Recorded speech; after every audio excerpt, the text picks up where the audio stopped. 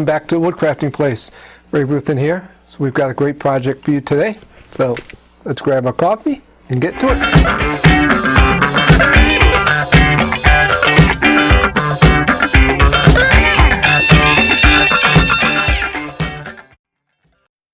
Today's project is going to be focused on the bandsaw. So about a year ago I was working with my son's Boy Scout troop. We had about 70 logs to cut up, and went out and bought a nice new bandsaw blade and started cutting, and everything went great. About halfway through the job it started to really labor a lot and the bandsaw blade got a little dull. So I was stuck. Do I go out and buy another blade or do something with the blade I had? I had never sharpened a bandsaw blade, so I decided instead of spending another $39 that I'd do some research, investigate what it would take. So I put together my own little bandsaw fixture and setup using just scrap wood and your standard rotary Dremel type tool. So for a very low cost, and it takes about 30 minutes to do your bandsaw. So it's very simple. We'll do most bandsaws for standard steel blades. This has worked great. I've been resharpening all of my blades for a year. Like I said, 30 minutes and you're done. I haven't tried doing a really high tooth, like a 10 tooth per inch. That would take quite a bit longer. But 3, 4, 5, 6 teeth per inch, no more than 30 minutes. So I'll show you how to make the fixture. I'll show you how to do the sharpening. And again, it was with nothing more than scrap. So, and a Dremel. So stay tuned, we're going to do that right now. Okay, so first we'll talk about the construction of the fixture. The main holding piece for the rotary tool is a very simple angle piece of construction. As you can see here, simple plywood. You could use structural lumber, you could use pine, anything. It's not going to end up being extremely accurate, precise 90 degrees. I use these shelf brackets. I use 2 of them. More than accurate enough. I put a knob in here so that the mounting fixture is somewhat adjustable in the event that the teeth on the saw blade, the back of it, differ a little. And you'll see that's really where our effort is going to be focused on the saw blade. So after building this configuration, and you may need to play with this depth right here a little bit as you build your fixture together to make sure you have the right depth so it hits just right. Now I have a mating board, which we'll look at in a minute, that goes on the bandsaw itself. So again, another simple piece of plywood right here, 2 blocks so that the Dremel tool doesn't rotate, and strapping. The rotary tool, whatever style you have or brand you have, inserts just like so. And these get tight.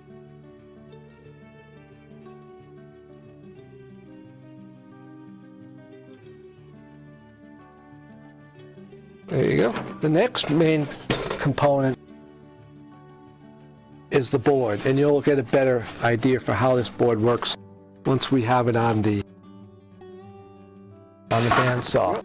I have a pin for locating, 2 guides, so the offset teeth in each angle can be properly ground. And then I have another piece that I've installed here, just on a simple wood screw that pivots in. I put a pin in place, and that pin now gives me a straight edge so I can grind the straight teeth. So if you have alternating offset teeth with the middle tooth straight, that'll give you the exact grinding angle. I put that there, I keep that in there while I'm grinding the side teeth. And the last element, which I should mention before we get to the bandsaw, is on the end of the Dremel, nothing but a standard Dremel tip. Buy them at the big box store or anywhere. Nothing special. And that's all we need. And we're ready to sharpen our saw blade. So now let's get over to the bandsaw.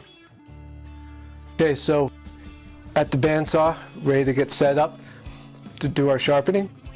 So let me go over the details of the guide right here. All right, so nothing but a quarter-inch piece of hardboard. Anything you have around the shop will do. I used this and it was ideal because it's got a nice smooth surface. It allows the fixture to slide very easily. And you'll see I've put a scrap piece of wood along each side and the base. Instead of using the miter slot that's on the saw blade, this is on the saw table, this is just easy to do it. So that way I can take the plate and with the saw running, I've already done this obviously, it's in same position every time. I used a bolt. Any bolt will do, a piece of scrap, stock, anything. Put it there now, it's locked in, it's not going anywhere. So the next thing is the actual grinding fixture itself.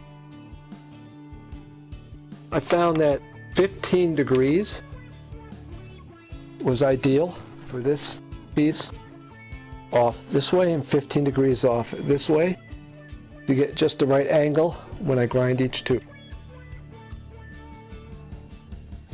So now I take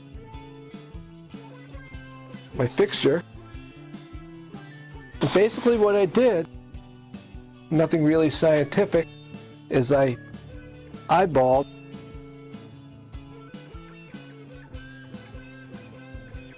my grinder right there and line that up just the right angle for the back of the tooth. Once I have that in the right place, I lock this position down. Now I'm all set. Now the position of these pieces will vary depending on what you put on this side, right here, along the bottom of the grinding fixture.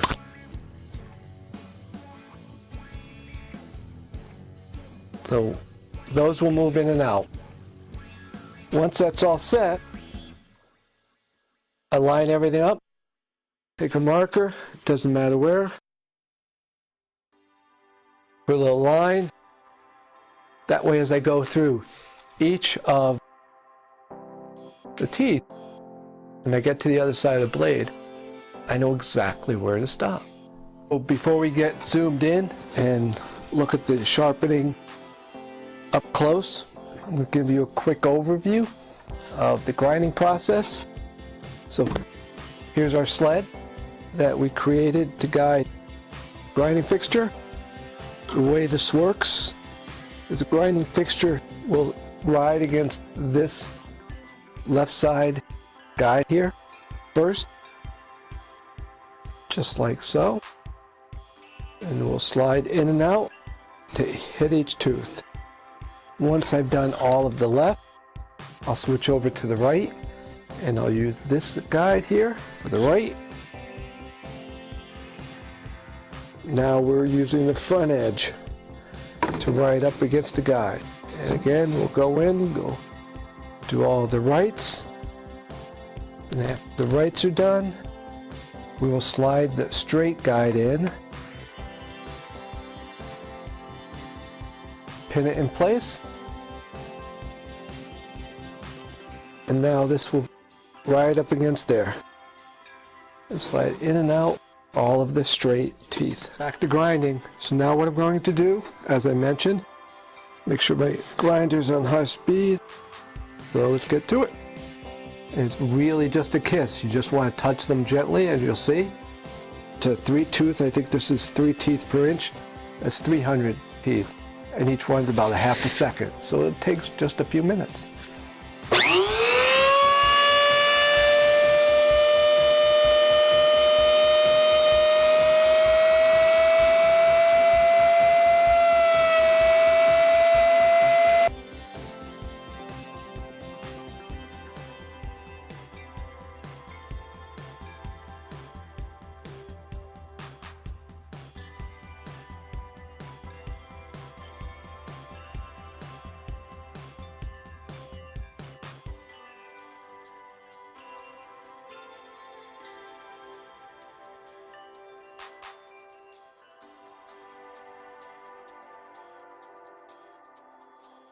Okay, done with the left.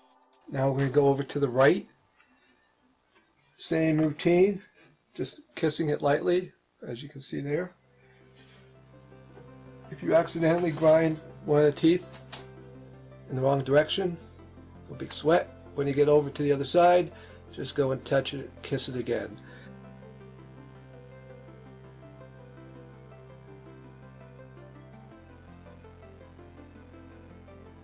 Alright, all done grinding.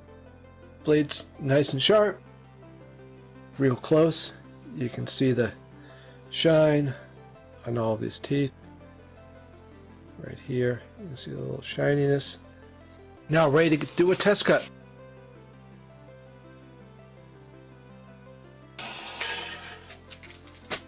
There you are. I'd say it's sharp. I'll include a copy of the plans for the fixture. And don't forget, if you like what was in this video, make sure you like and subscribe to see all the videos that are coming, everything else I put in the channels.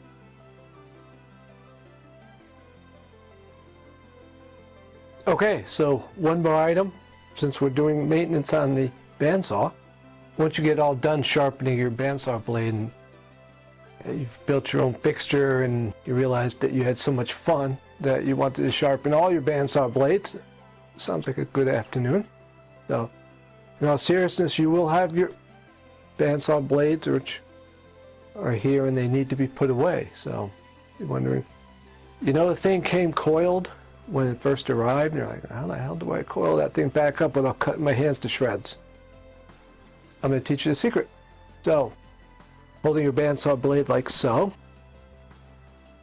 put one finger out against the back of the blade at, we'll call 3 o'clock, and one finger on the teeth. Now you might want to wear gloves for this so you don't get cut.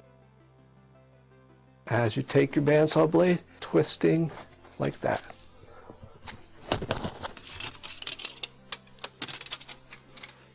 And there you have it.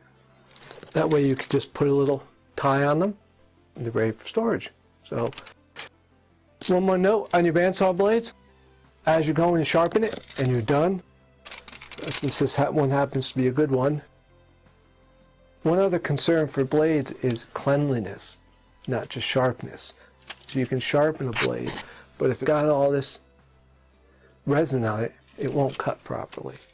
So, as part of your maintenance, once you've rolled up your blade nicely, like this, put it in a pan and soak it in any kind of orange cleaner, orange spray cleaner.